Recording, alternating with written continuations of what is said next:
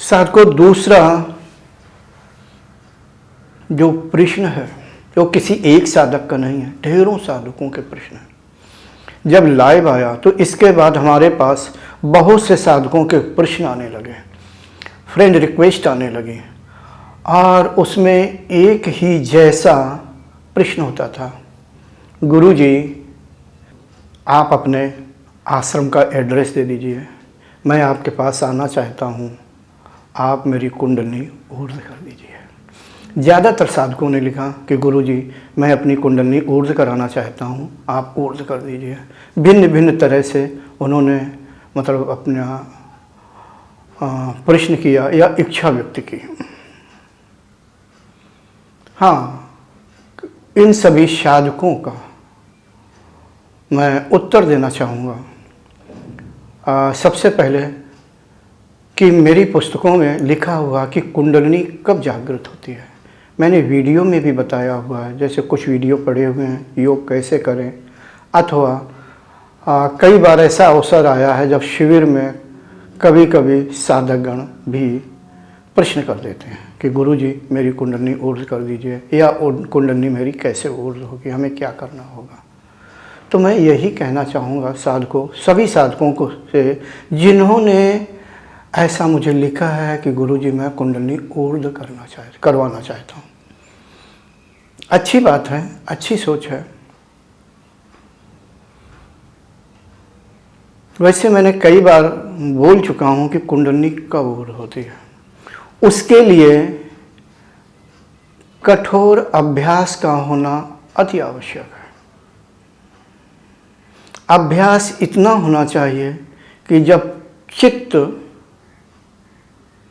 प्राण और मन आपका एक निश्चित अवस्था तक शुद्ध हो जाए या शुद्ध होने लगे, अर्थात अभ्यास के द्वारा आप अपने चित्त को शुद्ध करिए। चित्त के शुद्ध होने पर मन शुद्ध होगा और प्राण भी शुद्ध होंगे। उसके लिए आपको प्राणायाम भी करना होगा, ध्यान करना होगा। मैं तो यही कहूँगा 24 घंटे में कम से कम 3 घंटे ध्यान करिए।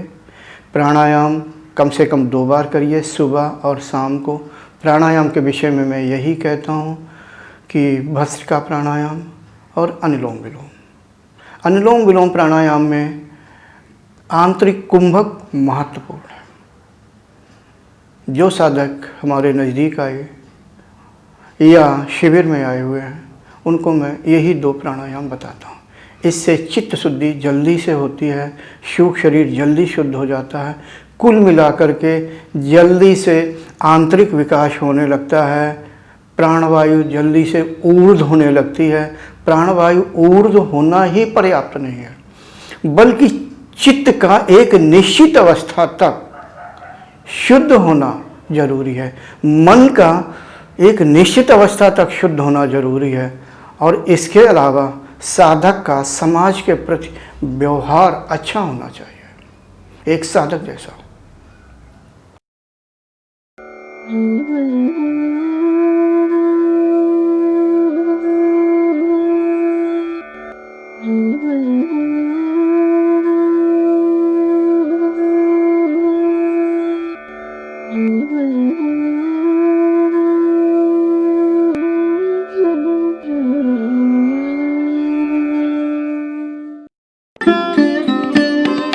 Thanks for watching. Remember to like, comment and subscribe.